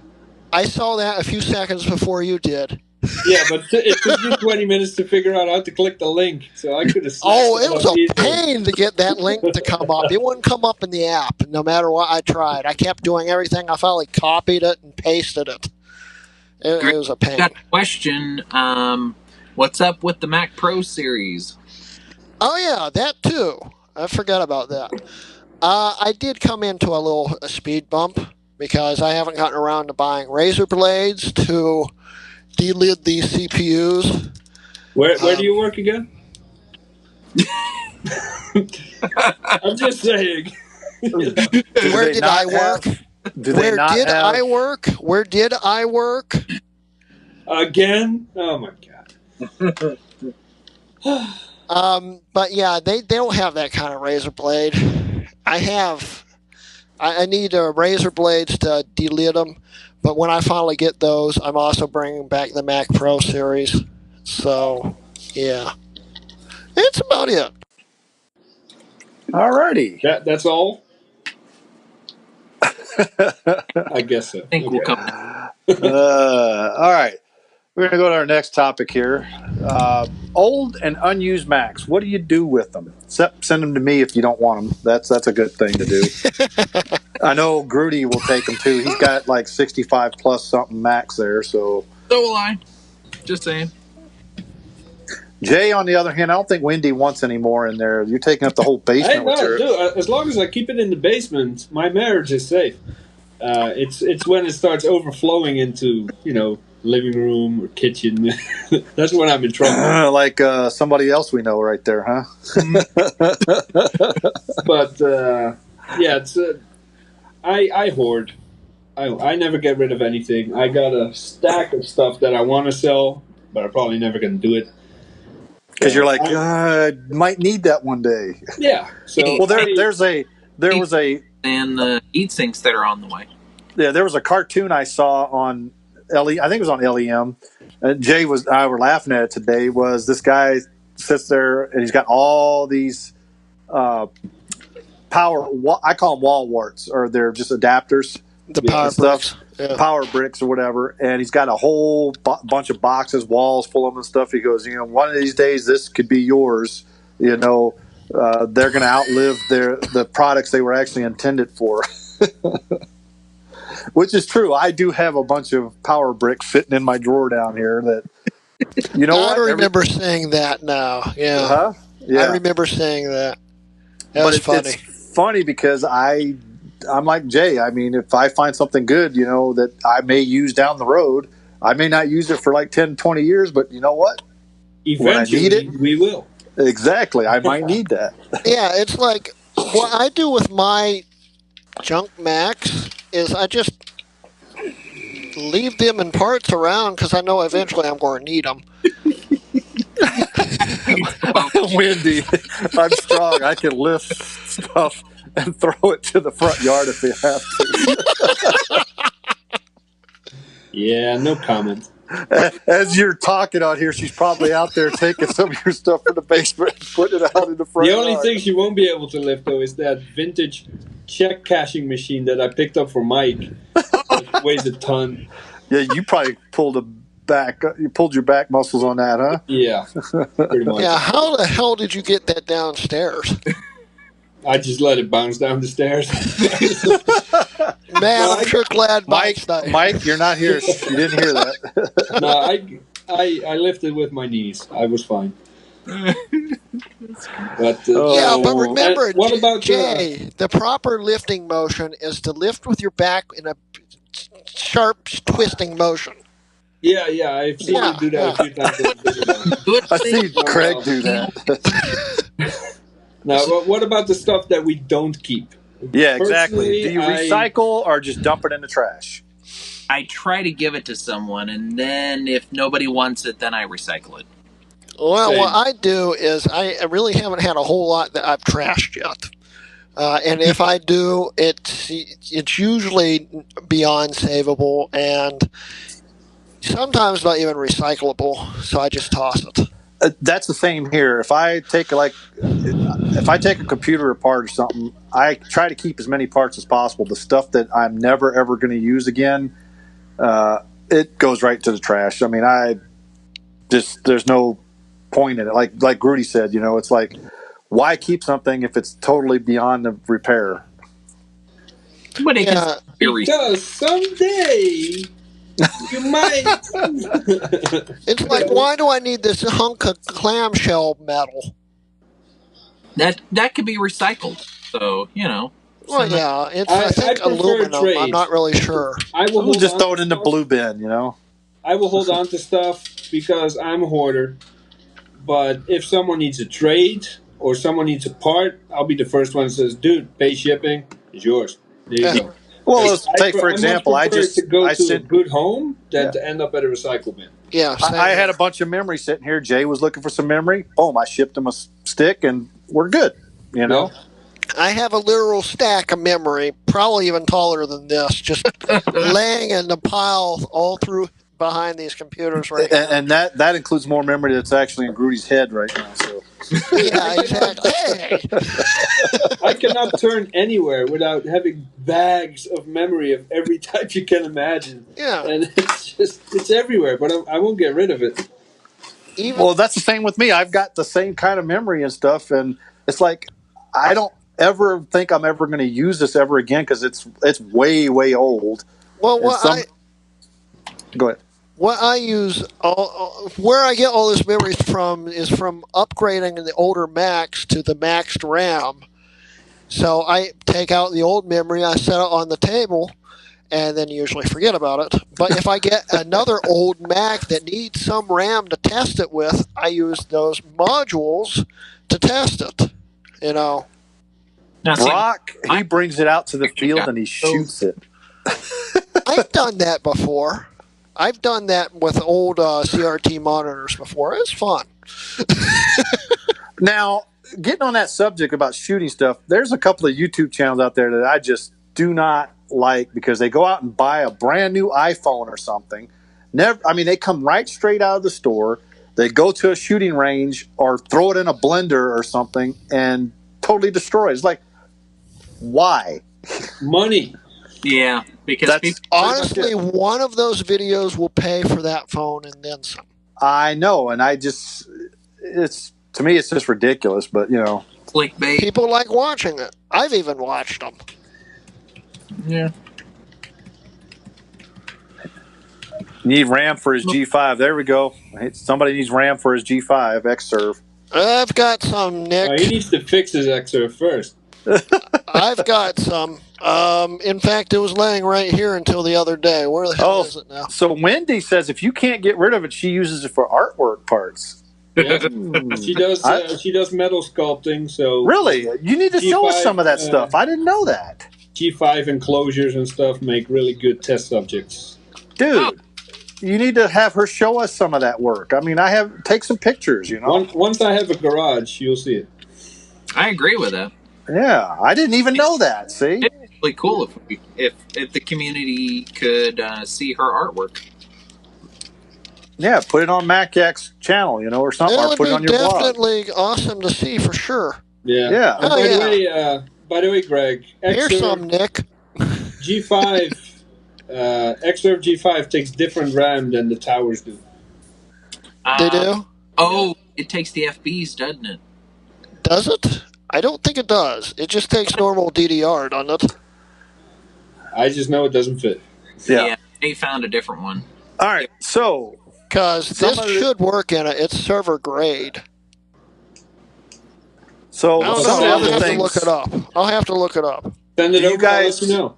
Yeah. Do you guys actually trade, sell, part out, reuse it yourself? I know I sell some stuff. You know, in fact, I just sold my 1400 to a collector. He paid what I was asking for it. Didn't even haggle with me.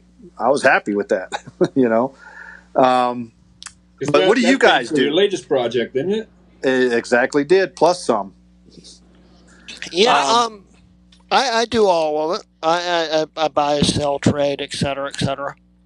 Well, speaking of which, my newest project here is the guy was actually going to either sell it or for parts. It was a MacBook Pro 2011, no power, or he was going to give it to a recycler. And I was like, I offered him $40, and he said yes, and I got it.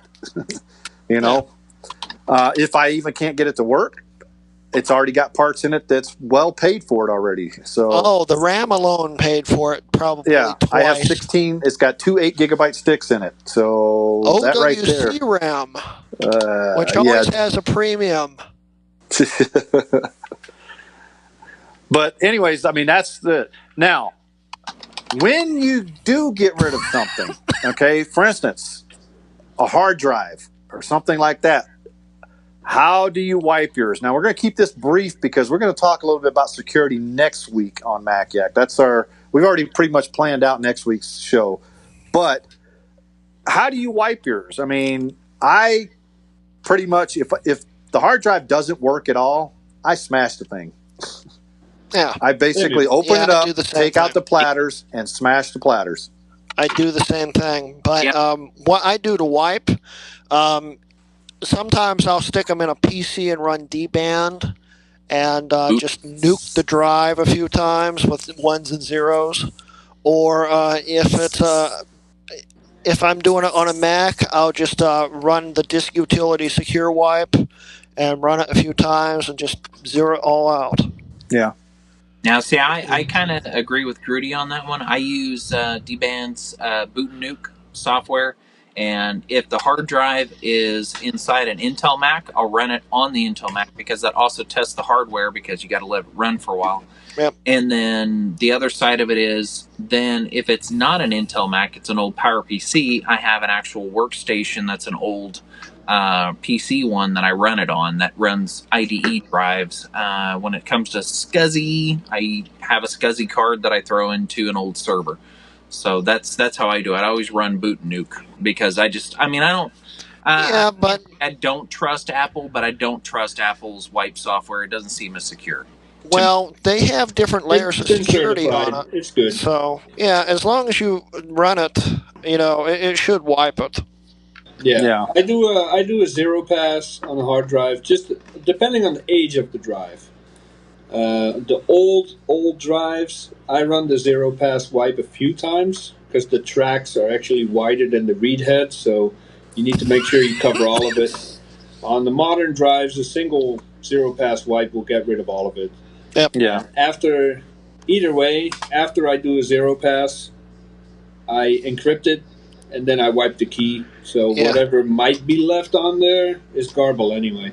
Yeah, basically, it's like if I get like a new Mac or something with data on the drive, other than maybe going through it to see if there's any neat apps, I don't go through personal information or anything like that, and I don't go looking for anything, and I make sure I wipe it because you never know what's on it. It could be child porn for all you know.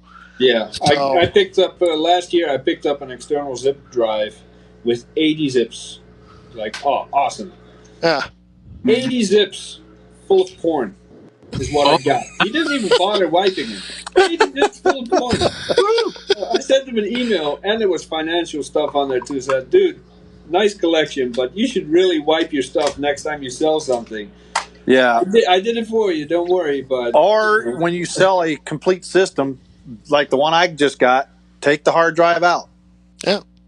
You know? I only trash a hard drive if it's physically broken. I will smash it with a hammer. Usually, I won't let a dust. system go without a hard drive because I know how annoying it can be to buy one without one. But that's because you have none. Oh, you're funny. But I do definitely make sure it's wiped, securely wiped, before I let anyone have it.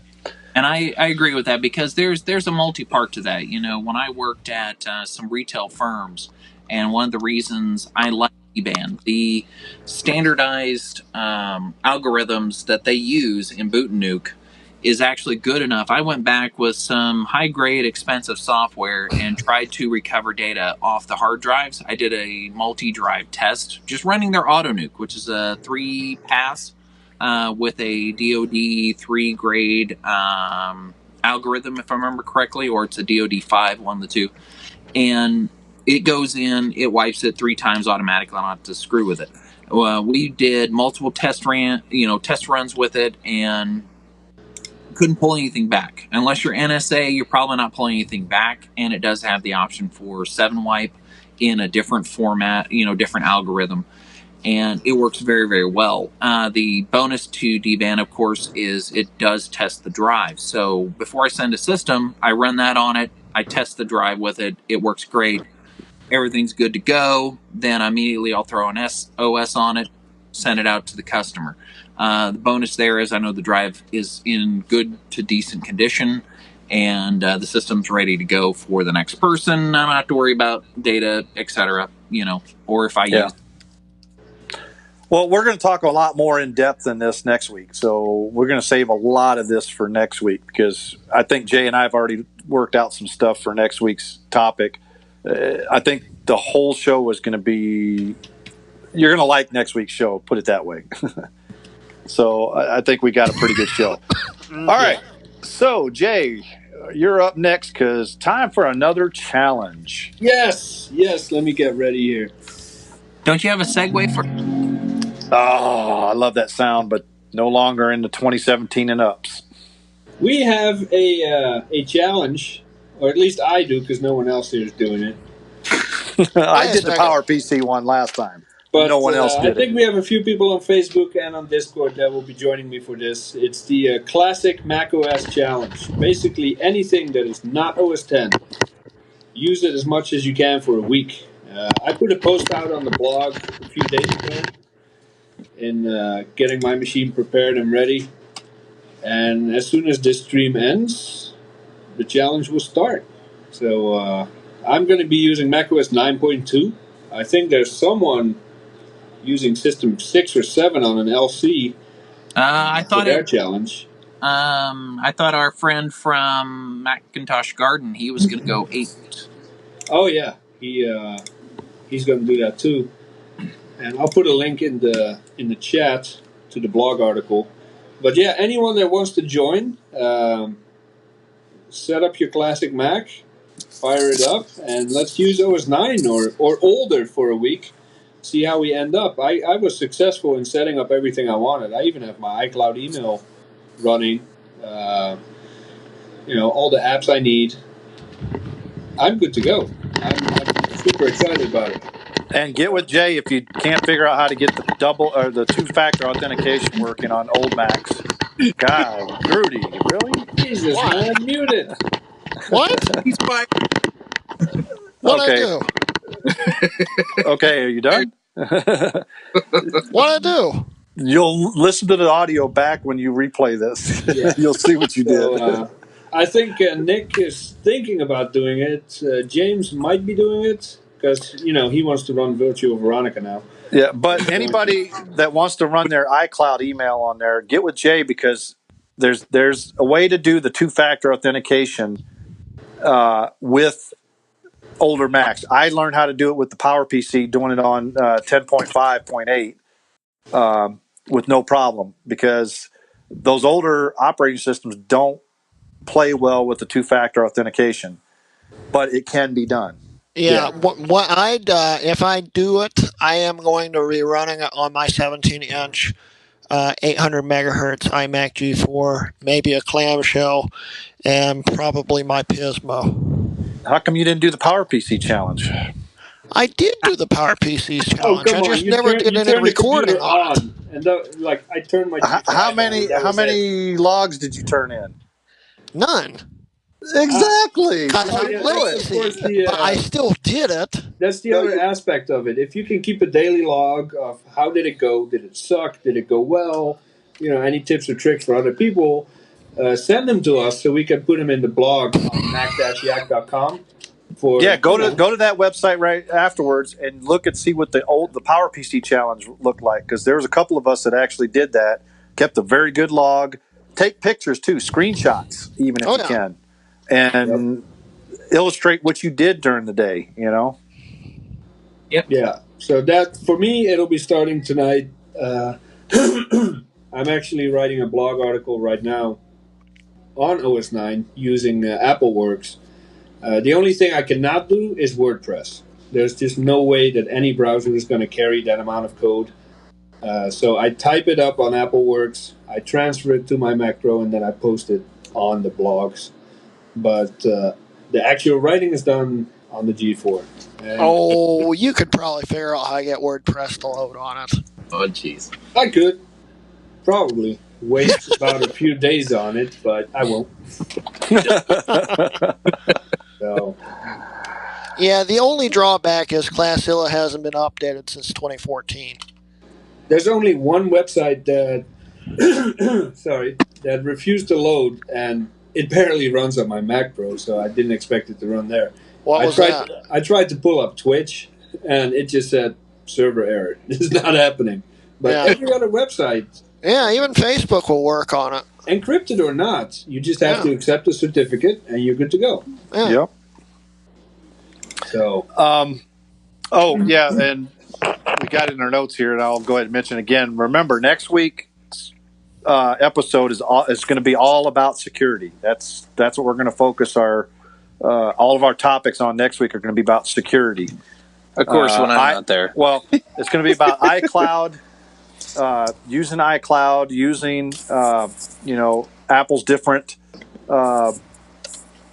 apps that use iCloud and how it works, and the type of security that Apple uses on all the different things. So we're going to talk a lot about all that stuff. I just finally broke down and enabled the two-factor authentication for Apple account, because Apple sent me an email saying that it's required now for developers as of today.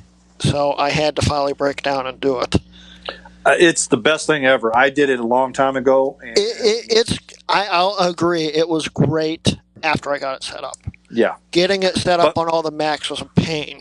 But we're going to talk about that in depth next week. So we need to save. Why are you announcing that now? I thought because you said right here. Announcement. Next week's Mac Yak is about security. If there's anything you want us to touch on, let us know ahead of time. I'll read it straight from your notes. Exactly. Leave us notes on the Facebook page, on our website, et cetera, Discord, all the Discord, all the usual places. Yeah, and we do hang out Discord a lot. Yes, Discord is in fact, we'll probably be there tonight after the stream. Always, maybe. But maybe this macOS 9 challenge kind of segues into a post I saw yesterday, and it's an artist that uses macOS 9 to create his works. And I figured, since we haven't done a highlight in a while, I just wanted to highlight that because it kind of ties in with the challenge, and it fit. So I don't know if the graphics are up. Well, the highlight graphic now, the first set is up. All right. So this guy creates this on a. Let me pull up the notes here. He sent me a whole bunch of text. I'm not going to read it all. But there we go. The guy's name is Ray Christian. You can find him. He did a few posts in the Facebook group macOS 9. It's still alive. You can see his posts and pictures there. He uses macOS 9.2. He uses a Pismo, a Wall Street, a Lombard, so all G3 systems. And the software he uses is Live Picture. And he uses Photoshop and other software as well to kind of blend all these images together and do his thing. But I just thought it was really cool that, 2019, he still creates his art on a G3. And, Yeah, it's really cool art, Yeah, it's Maybe Beautiful art. From what I gather, it's mostly religious stuff. And I got the next set up there now. Yeah, maybe we should consider having him on sometime if he'd want to do it. Yeah, well, he didn't reply to my message until 2 hours ago, so I slapped this together really quick. We didn't really have a lot of time to prepare. But he also does texture paintings, which he then scans in on a flatbed scanner, and then uses software on his G3s to turn it into these artworks that you see. So if you need any motivation to get your OS 9 challenge started and you're a creative person, here you go. Get going. I'm not that creative, so I paint my trucks for iRacing and GIMP, but hey. Yeah. This guy, Ray Christian, he sent me a lot more information. But it was all pretty last minute, so I'm not going to read it all because we're also a little tight on time. But if you wanna look him up, ask him about his work and see some of his work. He's posting in the Facebook group macOS 9 is still alive. Do we have any links? I don't know how to link Facebook. I always mess that up. I can give it a shot, but yeah, try and give it a shot. Let's see. Phenomenal artist. Oh, yeah. Very, very much so, yes. Let's see if this works. I mean, when you find something that works, you just keep using it. I mean, that's a perfect example of it. Yep. Yeah. So I just wanted to highlight that because I think it's really cool. And I appreciate artists, regardless of where they make their art or what they use, because I'm just not that creative. So neither am I. I can't draw that good. I definitely can't. No, I don't even try. I mean, with practice, I might be able to get somewhere near there, but not anywhere close to it. What you mean you're not going to get near there? Just saying. But anyway, like Jay was saying, though, that this is a good prime example of what you could do during a challenge. So, yeah, get to it, guys. Say, you can browse the web on OS 9. Like I said, there's only one website that failed to load. Everything else is working fine. Does YouTube load? I didn't try because I don't care about Facebook. Although I think you can watch YouTube videos on it, but I don't know how you do it. You gotta have something to do it. I think it's possible. Now, you know what? It's more about, it's kind of like downloading the videos from the YouTube server, installing a few QuickTime codecs, and then watching it on your system. Yeah. There you go. But I will say one thing. I know a lot of people in the writing community actually do use their older Mac systems in the classic environment for writing. I know personally I like those older systems for that, even though I can't spell, so I have to import it and use the spell checker to kind of help me out. But that's another great use for older systems. They do writing apps superior. I mean, it's phenomenal. All right, guys, we're going to move on to our next. All right, we're going to start some new sections here. Instead of having straight topics all the time, we're once we get rid of all of our topics, we're going into where we're going to have these different sections. Like we have the highlight of the week, the news, or Mike's Mac Shack. Well, this section is going to be about news and rumors. Okay, so this is stuff that we hear over the week and stuff that what's going on. For instance, the Apple going to ARM is a rumor. But one of the first things that we want to talk about tonight is news on what it's called Thunderclap. I don't know if anybody's heard about this or not, but it's supposed to. It's a security flaw that was discovered in Thunderbolt 3. I don't want to play the video here, so I'm going to pause that. But I've got it up on the screen here. This is the web page, but it says Thunderbolt devices could infect your PC thanks to Thunderclap security flaw. To be honest with you, I'm not too worried about this because I don't plug in a lot of stuff Thunderbolt-wise that I don't know where it came from. I've never used Thunderbolt. We've had it before with USB. I forgot the fancy name they gave it, but there's been issues with macOS and other operating systems before where you could exploit the system by plugging in a USB or Fire or a Thunderbolt device. Yeah. I'm pretty sure Apple is going to patch this with a microcode update. But it might be firmware. It might be lower than firmware level. Well, according to this article here, the Thunderclap vulnerability uses Thunderbolt over USB-C connections, aka Thunderbolt 3, to bypass the input-output memory management units that defends against direct memory access attacks. So basically, it's bypassing a security layer to do the attack, but I think the microcode update is probably going to fix that vulnerability. I don't know about that. Some of these security experts are saying that you can actually turn off Thunderbolt 3 without destroying all your other connectivities with a USB-C connector. In other words, you can still get power. You might be able to do that on the BIOS on a PC, but on a Mac? I don't know, but how many Thunderbolt 3s do you see on a PC? I don't know. Exactly. I think Mac's the only one that actually uses real Thunderbolt. Well, no, there's cards and higher end gaming laptops and stuff that have Thunderbolt 3 now, but it's not very common. Exactly. I mean, it's more common in Apple devices than anything. Well, that's because Apple bet the farm on it. I mean, Thunderbolt 2, I mean, they're discussing Thunderbolt 3 being this huge security vulnerability, but, guess what? Thunderbolt 2, which didn't go over USB-C, it didn't go over USB at all, and Thunderbolt 1 are a huge security flaw because they're direct access. It's like, let's just jam this straight into the PCI Express lanes, straight to the CPU. Here you go. Yep. They're a bigger flaw than that. Yep. All right, our next news today is that Apple has laid off 190 layoffs from its self-driving car project. So what does that kind of mean? I think we had that suggested to us by someone. Who was it? I don't remember the name off the top of my head. Yeah, let me look it up. I thought it was you. Keep talking, GT.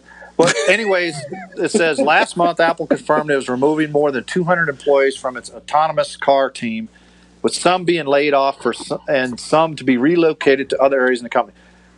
To be honest with you, what that means, I think Apple's they're going away from the autonomous car. They're probably saying, it's not worth it. It's never going to happen. I mean, even Tesla's autonomous driving car is already not that great. I mean, it's killed a couple people already. Okay, yeah, it was Matthew Kabor. Yeah. So thank you, Matthew. But what if it's the other way around? What if they're done? They're done. They tested it. They got everything they need. They don't need the people anymore. That's a good point.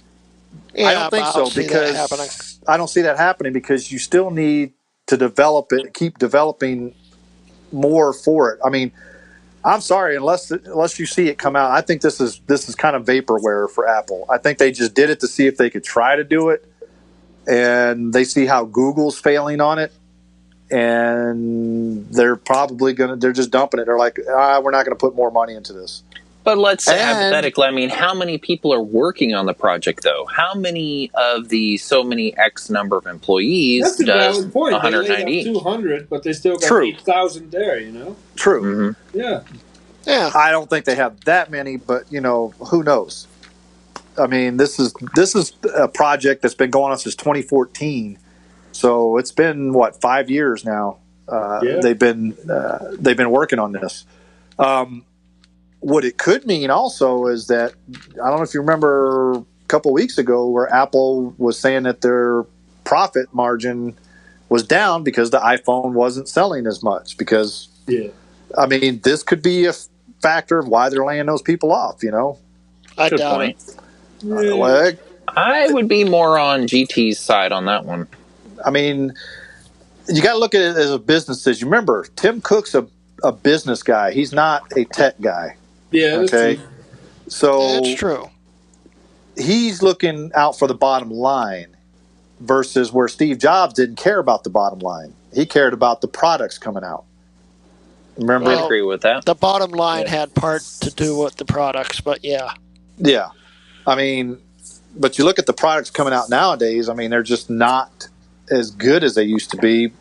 So, therefore, they're not selling as many. Therefore, they can't pay that many employees to come in and do that, you know? Yeah. I mean, I'm just scared of Siri controlling a car. well, No kidding. can you imagine Apple Maps driving off a cliff or something, you know? There you go. Though I have to say, even in Apple's defense, I have not had a problem with Siri giving me directions. Now, telling Siri where I'm trying to go, on the other hand, might be a exercise in complete patience because she's a complete idiot at this point. The directions are fine. Right up until the end when she says, your destination is on the left and you're looking at the ocean. So you're looking at an abandoned warehouse. And like, okay, you need to update. Yeah, exactly. All right. So, we already talked about the highlight of the week. Actually, Jay didn't have these in order right here, so it's your fault, Jay. I'll blame you. We already talked about the Ray Christian using the Mac OS 9 and G3 machines to make his art. We don't have Mike in here tonight, so we don't have any stuff right there. But we're going to talk about a few noteworthy things that happened in late February in the past. Where's that on the list? You skipped something here. No, it's on the bottom. It's on the bottom. It's section 4. By the way, Greg, we can hear that spinning thing. Sorry. Yeah. Put your Fitbit away. I'm getting a little bored. Sorry. It's my ADD kicking in. Jeez, you damn millennial. So this next section is going to be history time. What happened around this time in years past? So the first thing we're going to talk about is iTunes. Apple sells its 10 billionth song in 2010. Okay, that was a pretty big landmark actually there. I mean, if you think about it, I mean, when did iTunes come out? Or it came out, what, 2000? The iTunes Store came out in 2003. Okay. So it's 7 years, and it sells 10 billion songs in 7 years. Yeah, it's impressive. Now, if you remember back in the day, the record companies did not even think that iTunes was going to be a viable thing because they wanted to control their music. And Steve Jobs had to convince them that, yes, we could sell it for 99 cents a song, and people will buy them. That's where the U2 deal came in. And record labels were like, no, we don't think that's going to happen, but we'll see how it goes. And guess what? Boom, Steve Jobs was right. Yep. It basically got rid of all the file sharing servers. You know, Napster was out there during the time. It went away. I think LimeWire was another one that kind of went away. Went away because of lawsuits. That too. Yeah. But remember, Napster rebranded and came out as a legal service, and it went away because iTunes just destroyed them. Yep. You know, because Napster was based on basically sharing music with each other. So iTunes kind of put a squash on all of those different things. Now, the bad side to it at the time was DRM, you know, because you could not take your music off of iTunes and use it on anything but what? An iPod. Yeah, but they did away with that in, I think, 2008. Exactly. It took them 4 years before they actually or 5 years before they actually got rid of DRM. Yeah. But you had to buy, and it was smart on Apple because guess what? It sold more iPods. Yeah. Have you guys ever bought music from iTunes? Yes, I Oh have. yeah, I have. I have. I have Yep. my entire billings from there.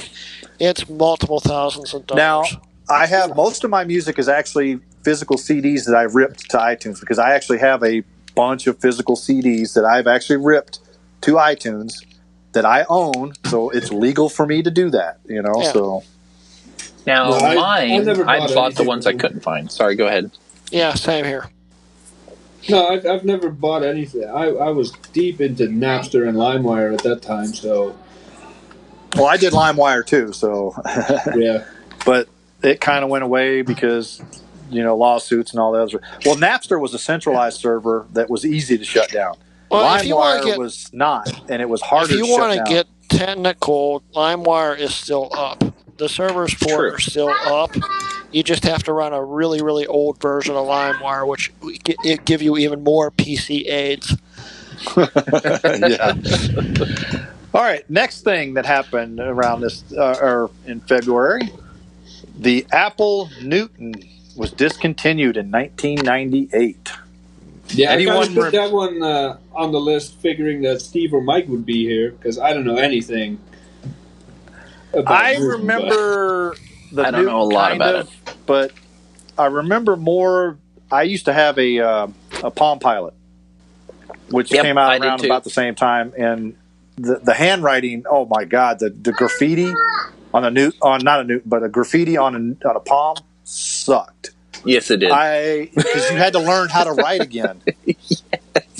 I still believe that the Newton message pad, I think it was called, the one with the transparent, translucent green or blue color, like laptop style Newton.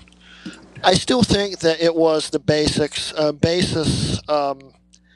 design cues for the clamshell when it came out. Oh, you talking about the Newton? Yeah. Oh, I know which one you're talking about. Yeah. Well, you got to also remember. Guess one of the biggest reasons why the Newton was discontinued. Anybody take a wild guess? I don't remember.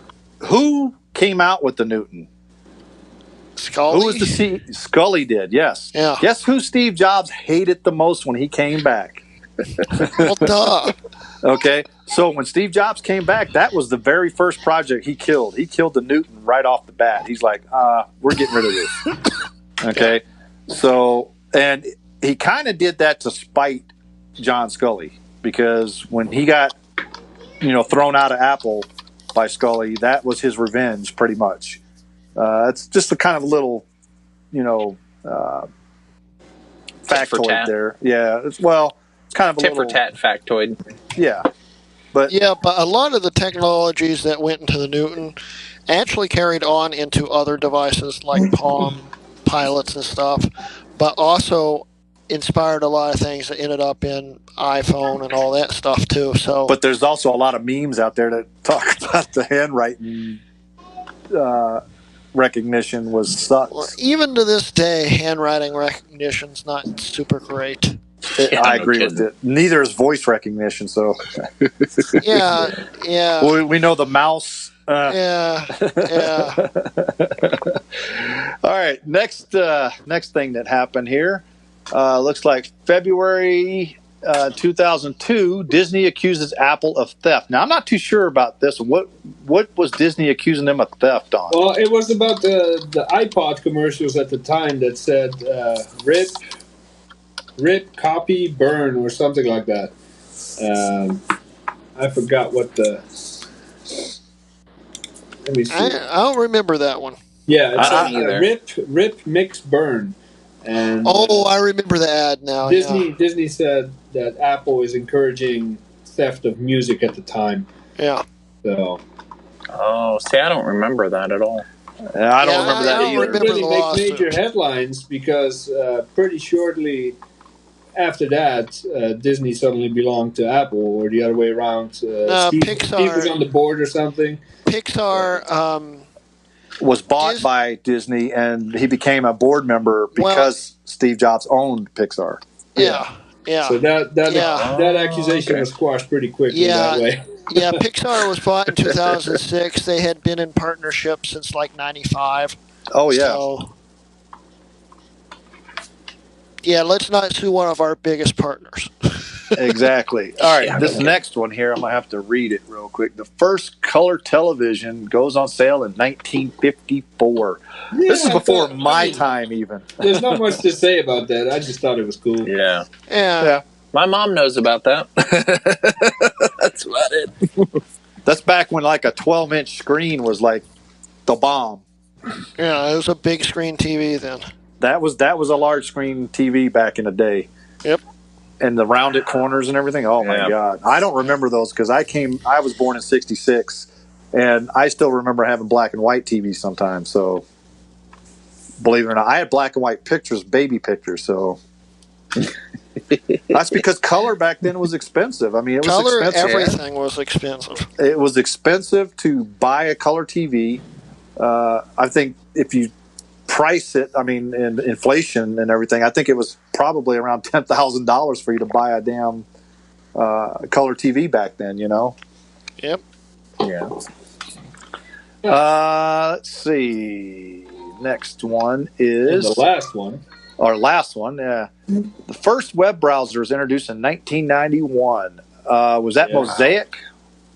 Sounds like, yeah, I think it was Mosaic. See, I don't even remember that.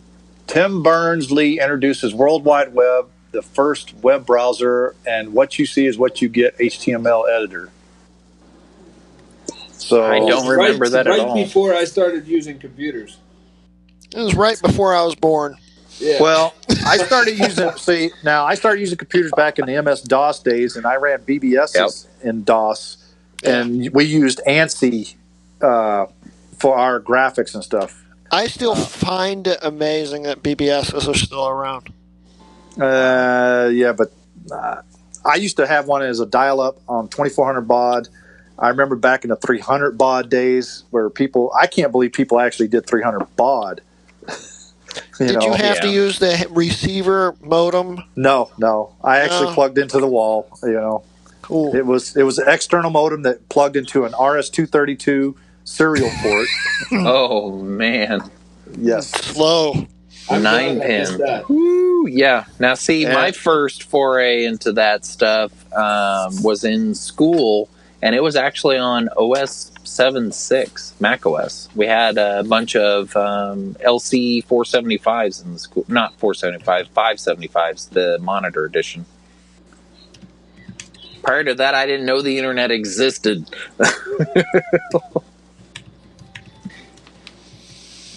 All right. Just managing the chat for a second. Yeah. There's already a few people that moved over to Discord, so if you're not on Discord yet, make sure you get there. It's fun. All right. Don't forget, guys, next week's Mac X is going to be all about security. So every one of our topics is going to be kind of a security related. Unless we get like a guest last minute or something, we'll squeeze a little time in there for that. But I think we do need to talk about security a lot because a lot of people are kind of taking it for granted nowadays. And I think we need to really discuss this in depth. So I would agree. Yeah, next week, Jay and I kind of already talked about it. We hadn't talked with you guys yet, but we think it's probably, and you guys are experts on it too as far as security goes, so we want to get everybody's opinion, especially our chatters too, our guys that watch. We want your opinions on this our stuff yackers. too. Our yackers. There you go. Our yackers or yakettes, you know. So anyways, guys, that's pretty much the end of this broadcast. So we want you to like, subscribe, both YouTube and Facebook. We have a Facebook page. Just look for us, Mac-Yak. I think it's somewhere's on there. Yeah, I think you're right. Yeah, somewhere's around there. Just do a search. It's on there. Don't go to the one with the guy with the yak selling canoes. That's not that one. Not that one. That's not us. Check out the description and info and links. Once the video is done processing, I will have the description all set up and everything with all the links and all the topics we talked about tonight. Spread the word. Tell your friends. Make sure you spread this word. I mean, if you're on a Facebook group that we're not on, tell them, hey, there's this group over here called MacYak. They talk And about also Apple tell us stuff. about that Facebook group, page. and we'll try Exactly. to join it. Exactly. Yep. We also still, I don't think we're ever going to do it, but we're still looking I'm close for to giving up. I am too. We're still I'm looking real for close to it. 32 people FaceTime tests. Yes, we need that. Yeah. Okay, we'll have a link in the description on where to go to get that done. But guys, this is the end, so make sure you like, subscribe, and hit that bell icon so you know when we're coming back live again. We'll be back here next week at 6 o'clock my time, 8 o'clock Eastern. So hope to see you guys there. 7 o'clock Central. Yeah. And talk to you guys on Discord. See you guys. See you later. Discord. Have a good one. See ya. Bye.